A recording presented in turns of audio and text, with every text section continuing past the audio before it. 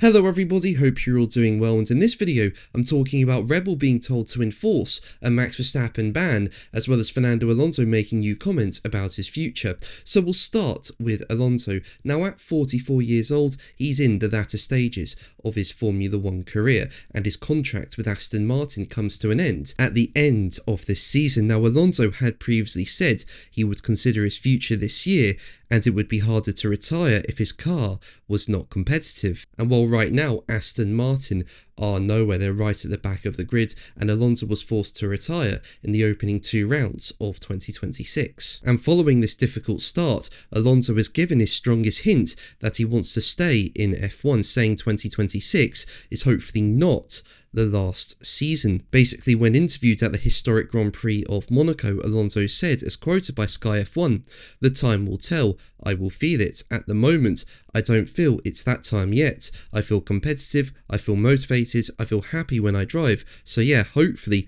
not the last season. I love what I do, I love racing. I did my first race when I was 3 years old, and I'm 44, so 41 years of my life I've been behind the steering wheel. So the moment I have to stop racing, it will be a very hard decision and difficult to accept." Now make sure to leave a like and subscribe so you don't miss my Formula 1 content and are kept up to date with F1 news. I've just reached 47,000 subscribers, and your support means so much to me. Thank you so much for it. And going back to Alonso, and I feel he's going to stay in Formula 1 for at least another year. He's still driving really well, and I think he wants to leave on a positive note. And this season has been anything but positive so far. Things may change as the season goes on, but yeah, I think Alonso will stay for at least another year. What do you think? Let me know in the comments below. But let's move on to Max Verstappen, and as we know, away from Formula 1, he enjoys doing GT racing. And Verstappen is preparing to take part in the Nürburgring 24 hours